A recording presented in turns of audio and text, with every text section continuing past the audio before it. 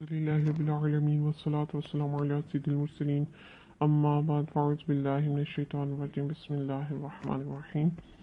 آج کے سبق میں ہم پڑھیں گے کہ جن کا وضو نہ رہتا ہو ان کے لیے 9 احکام۔ اس کا پہلا حکم ہے کہ قطرہ آنے یعنی پیشاب کا جو قطرہ آتا ہے اس کے آنے، پیچھے سے ری خارج ہونے، ہوا چلنے، وہم بہنے، دکھتی آنکھ سے بوجہ مرض کی وجہ سے آنسو بہنے، کان، ناف، پستان سے پانی نکلنے، پھوڑے یا ناسور سے رطوبت بہنے اور دست آنے سے وضو ٹوٹ جاتا ہے۔ اگر کسی کو اس طرح کا مرض مسلسل جاری رہے اور شروع سے آخر تک پورا ایک وقت گزر گیا کہ وضو کے ساتھ نماز فرض ادا نہ کر سکی، وہ شرعاً معذور ہے۔ ہم سے کسی نے سوال بھی کیا تھا کہ شرعی معذور کے بارے میں بتائیں، تو یہ اس میں شرعاً معذور کے بارے میں آ گیا ہے کہ ان امراض میں سے اگر کسی کا مرض مسلسل جاری ہو جن سے وضو ٹوٹتا ہے، تو ان میں سے اگر کوئی مسلسل اس کا جاری ہے اور شروع سے آخر تک پورا ایک وقت گزر گیا کہ وضو کے ساتھ نماز فرض ادا نہ کر سکی، تو وہ شرعاً معذور ہے۔ یعنی پورا ایک وقت، جیسے ظہر کا وقت تھا اور پورا ایک وقت وہ گزر گیا اور نماز نہ پڑھ سکی اس مرض کی وجہ سے، تو وہ شرعاً معذور ہے۔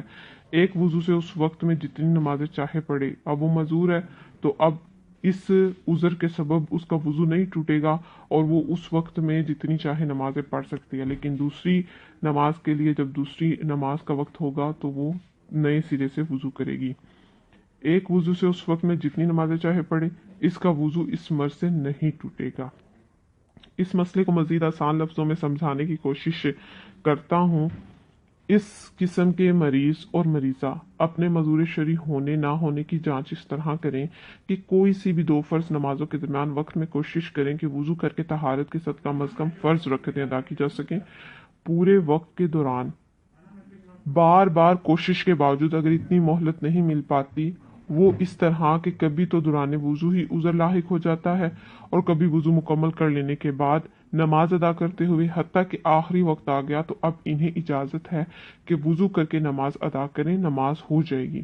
اب چاہے دوران ادائیگی نماز بیماری کے باعث نجاست بدن سے خارج ہی کیوں نہ ہو رہی ہو، فقہاء کرام رحمہ اللہ السلام فرماتے ہیں کسی شخص کی نکسیر پھوٹ گئی یا اس کا زخم بہہ نکلا تو وہ آخری وقت کا انتظار کرے۔ اگر خون منقطع،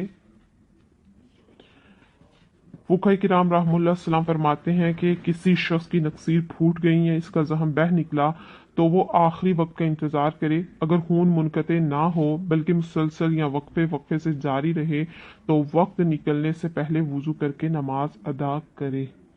یعنی اب اگر معذور شرعی اپنے وقت میں، نماز کے وقت میں وضو کر کے اگر فرض بھی نہیں ادا کر سکتا، تو پھر اس صورت میں وہ معذور شرعی ہوگا اور اس بیماری کے باعث اس کا وضو نہیں جائے گا اور وہ اس ایک وقت کی نماز ادا کر سکتا ہے۔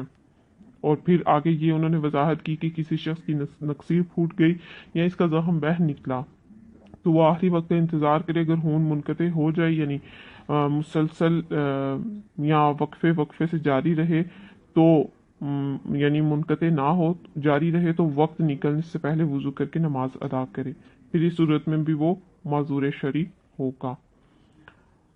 دوسرا حکم، فرض نماز کا وقت جانے سے معذور کا وضو ٹوٹ جاتا ہے۔ جیسے کسی نے عصر کے وقت وضو کیا تھا تو سورج غروب ہوتے ہی وضو جاتا رہا، اور اگر کسی نے آفتاب نکلنے کے بعد وضو کیا تو جب تک ظہر کا وقت ختم نہ ہو وضو نہ جائے گا کہ ابھی تک کسی فرض نماز کا وقت نہیں گیا۔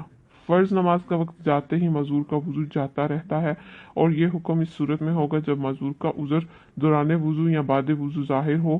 اگر ایسا نہ ہو اور دوسرا کوئی حدث یعنی وضو توڑنے والا معاملہ بھی لاحق نہ ہو تو فرض نماز کا وقت جانے سے وضو نہیں ٹوٹے گا۔